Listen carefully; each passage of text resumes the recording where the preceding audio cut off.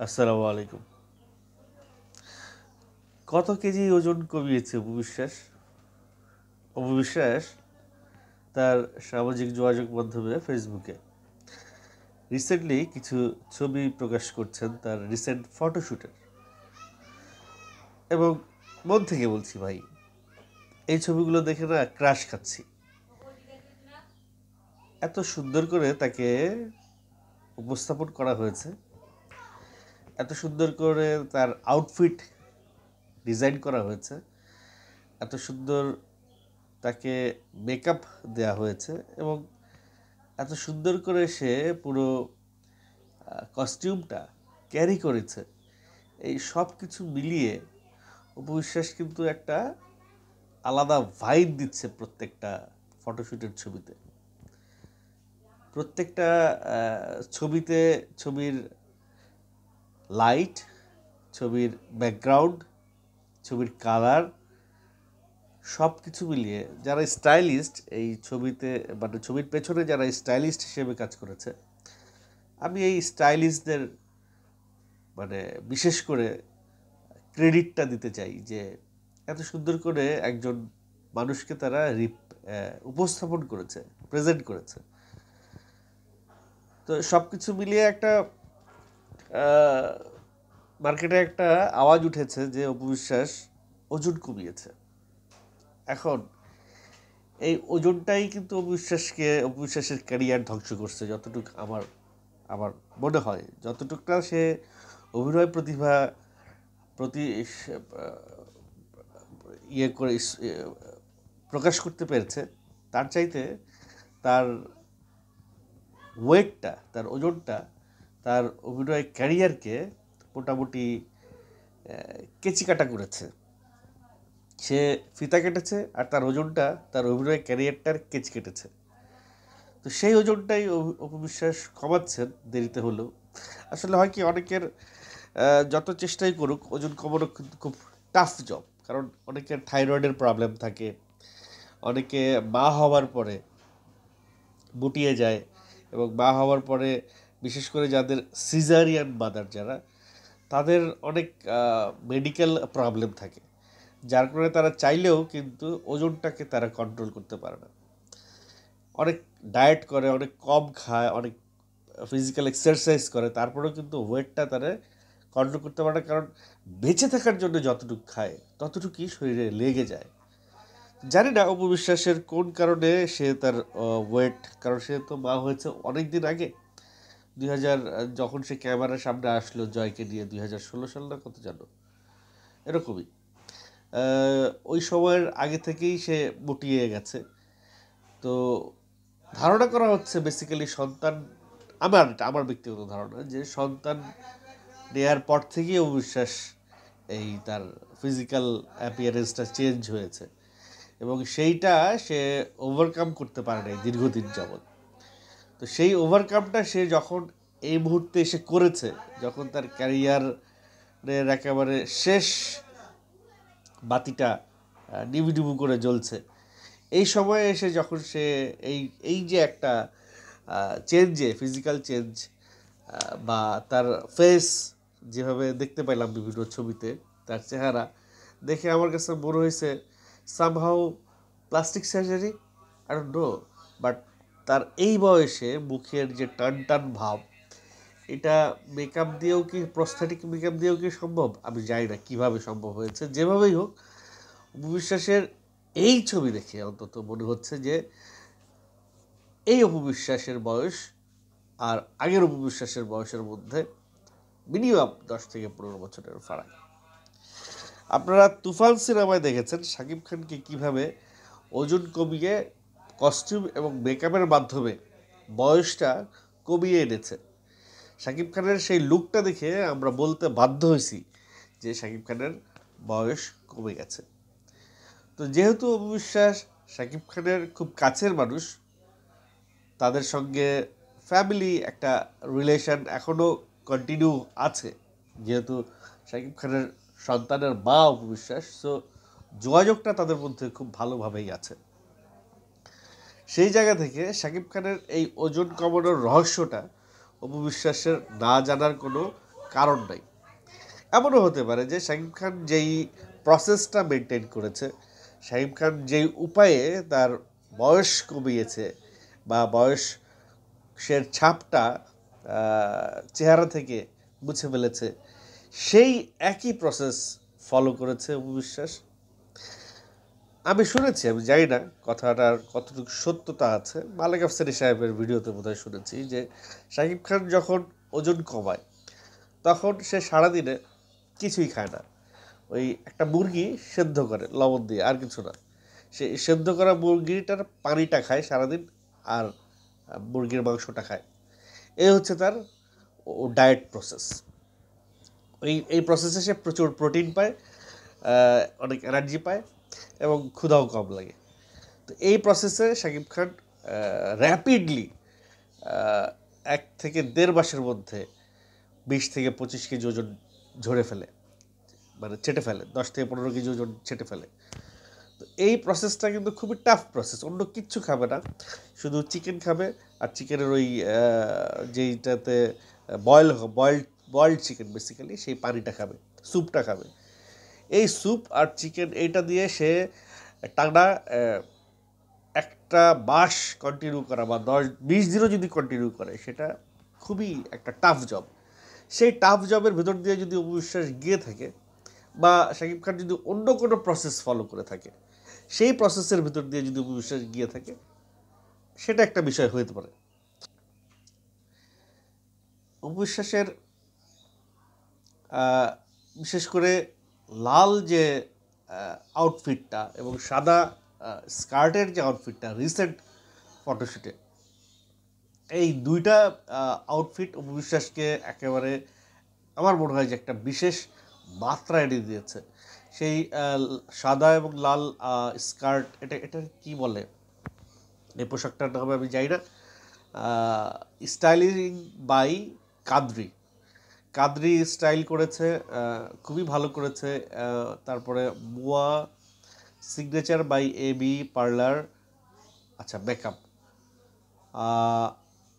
অ্যাচায়ার হচ্ছে পৌশির পোশাক এগুলো, এবং white on point always fresh. আচ্ছা, এটা হচ্ছে তার ট্যাগলাইন। আচ্ছা, যে এই এই এই এই ছবিগুলোতে কিন্তু অবিশ্বাসের এই ছবিগুলোতে অনেক কমেন্ট এসছে। কমেন্টগুলোতে অনেকে এইভাবে বলছে যে বুবলির চাইতে অপু দিদি অনেক সুন্দর, অসাধারণ, অনেক ভালোবাসা, চমৎকার একটা ছবি, নতুন লুকিয়ে সুন্দর লাগছে। আচ্ছা, ওজনের বিষয়টা কেউ কি নোটিস করে নাই? কমেন্টে ওজনের বিষয়টা ওইভাবে খুব একটা আসে নাই। যাই হোক, সো এখন যেই আউটলুকে আছে, এখন যেই স্ট্যাটাসে আছে, এখন যেই চেহারায় যেই গেট আপে অপু বিশ্বাস আছেন, এই অপু বিশ্বাসকে যদি এই মুহূর্তে সিনেমায় আবার নতুন করে প্রেজেন্ট করা যায়, তাহলে আমার মনে হয় যে অপু বিশ্বাসের এটা কি সেকেন্ড ইনিংস বলবো তা থার্ড ইনিংস বলবো, যেটাই হোক, অপু বিশ্বাসের থার্ড ইনিংসই ধরি। অপু বিশ্বাসের শেষের থার্ড ইনিংসটা কিন্তু শুরু করার এখন পারফেক্ট টাইম। হয়তো তিনি আরও কিছুটা ওয়েট কমাবেন, হয়তো তিনি আরও কিছুটা ম্যাচিউর হবে তার ড্রেস, মেকআপ এবং আউটফিট, এই সব কিছু মিলিয়ে। কারণ বাংলা সিনেমায় এর আগে অপু বিশ্বাস যখন সিনেমা করতেন, ওই সময় যে আউটফিট নায়িকারা পরতো, সেই আউটফিটটা আসলে ওই সময় এরকম কাদ্রিরা ছিল না, বা এখন যারা এই যে স্টাইলিস্ট যারা আছে, এই স্টাইলিস্টদের ওই সময়ে এত আবির্ভাব ছিল না। এখনকার যত স্টাইলিস্ট দেখা যায় নায়িকাদের নিয়ে স্টাইল করায়, ফটোশ্যুট করায়, বিভিন্ন জায়গায় শোরুম উদ্বোধন, তারপরে বিভিন্ন প্রোগ্রাম করে, সেই ছবিগুলো যখন সোশ্যাল মিডিয়ায় আসে তখন দেখা যায় যে স্টাইলিস্টদের নাম। তো এই স্টাইলিস্টরা ওই সময় কিন্তু ছিল না। যদি ওই সময় থাকতো, তাহলে নায়িকাদের কিন্তু আমার মনে হয় যে নায়িকারা এখন স্বপ্ন দেখে যে তারা আবার ওই আগের ডেটে ফিরে যাইতে পারতো, পেছনের দিনগুলোতে। এবং এখনকার যে স্টাইলিস্টদের নিয়ে তারা যে কাজ করছে, এই স্টাইলিস্টদেরকে তারা ওই দিনে পাইতো। আমি শিওর এই নায়িকারা কিন্তু এখন এই ধরনের চিন্তাভাবনা আছে। তো যাই হোক, এখন যে স্টাইলিস্টরা আছেন এই স্টাইলিস্টদেরকে নিয়েও কিন্তু কাজ করার সুযোগ এখনও রয়ে গেছে। তবে অপু বিশ্বাসকে নিশ্চয়ই কোয়ার্টিস্টের ব্যাপারে একটু খুব সিলেক্টিভ হইতে হবে। কোয়ার্টিস্টকে অনেক ভালো পারফর্মার হইতে হবে, কোয়ার্টিস্টকে এই জেনারেশনের হইতে হবে। দেখেন, শাকিব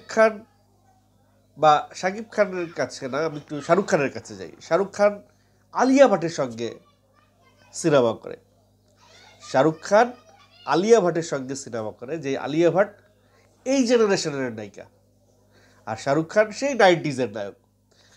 তো অপু বিশ্বাসকেও যদি জেনারেশনের সঙ্গে তাল মিলাইতে হয়, জেনারেশনের কাছে যাইতে হয়, তাহলে অপু বিশ্বাসকে এই জেনারেশনের নায়কের সঙ্গে স্ক্রিন শেয়ার করতে হবে।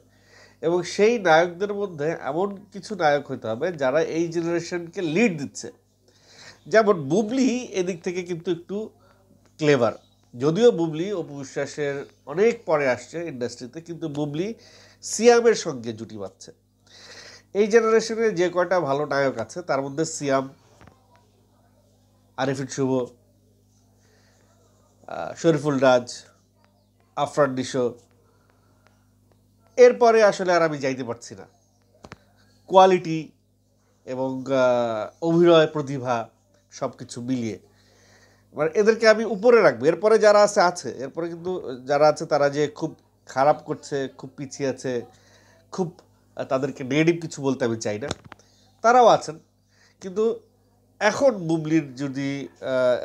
বুবলি বলছি, এখন অপু বিশ্বাসের যদি আবার তার থার্ড রিলিজটা শুরু করতে হয়, তাকে কার সঙ্গে কাজ করতে হবে? বেসিক্যালি তাকে কাজ করতে হবে সিয়ামের সঙ্গে। যদি সিয়ামকে না পায়, কাজ করতে হবে আরিফিন শুভর সঙ্গে।